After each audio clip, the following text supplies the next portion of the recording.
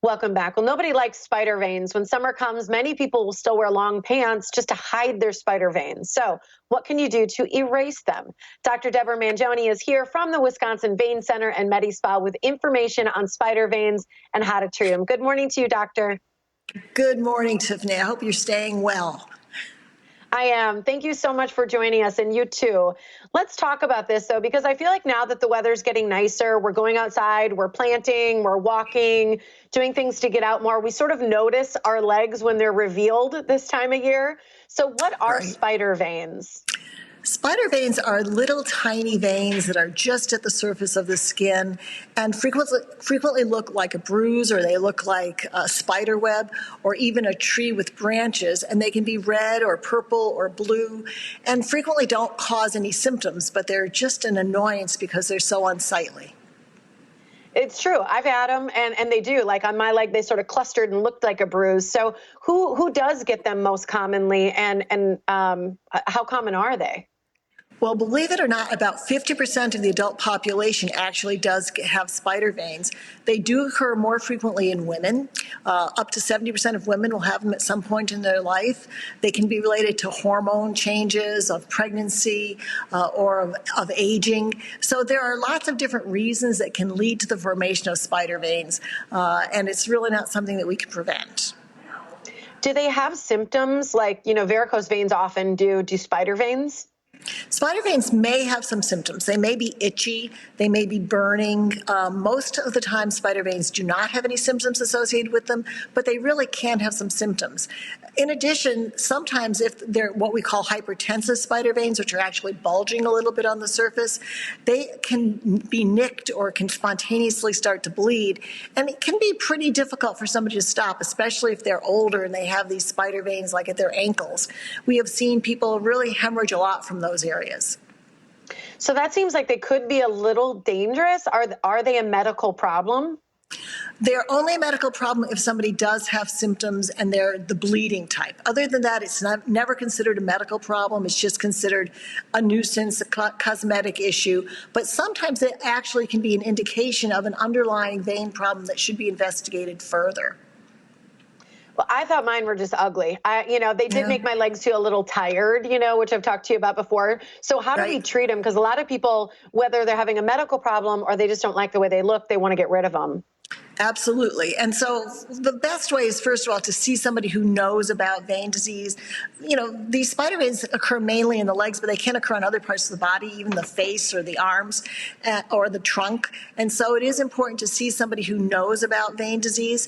And because sometimes even when we're evaluating the ones on the legs that don't have symptoms per se, we notice that where they're located may be indicative of an underlying vein problem. And so we might want to investigate that more with an ultrasound.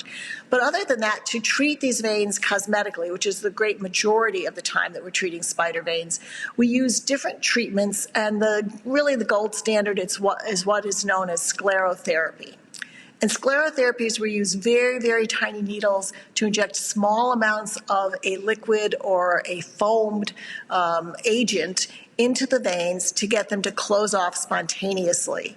And these are FDA-approved products that we use.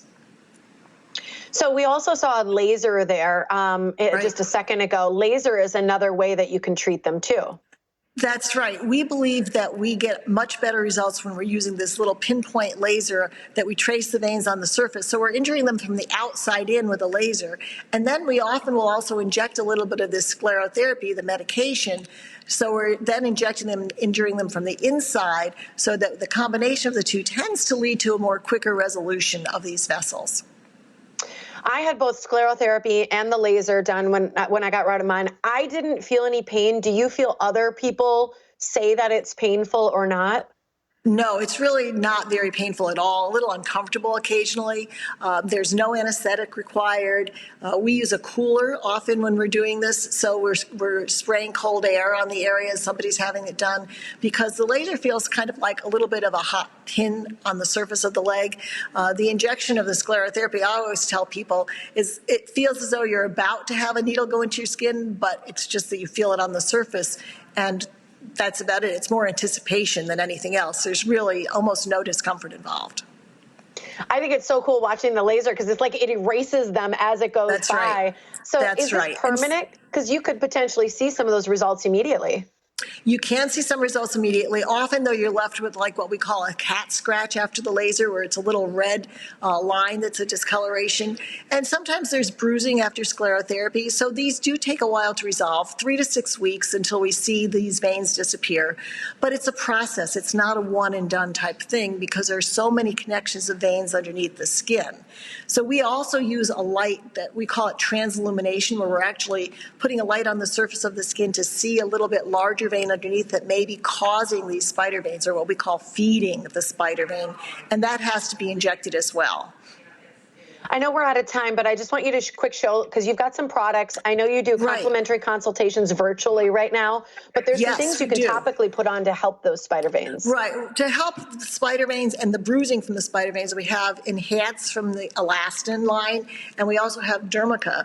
And both of these creams have natural products, plant-based products in them, licorice root and other things that really help bruising to disappear much more quickly. So it's a great adjunct. But again, spider vein treatment is a process. It may take 2 or 3 treatments to make these things go away. So the sooner you can get in, the better that you can get started treatment and really have some results by summertime.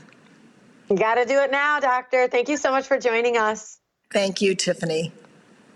You bet. And here's the information so you can contact the Wisconsin Vein Center and Medi Spa. They're right on Georgetown Drive in Pewaukee. Again, those virtual consultations are complimentary right now at 262-746-9088 or WIMedispa.com.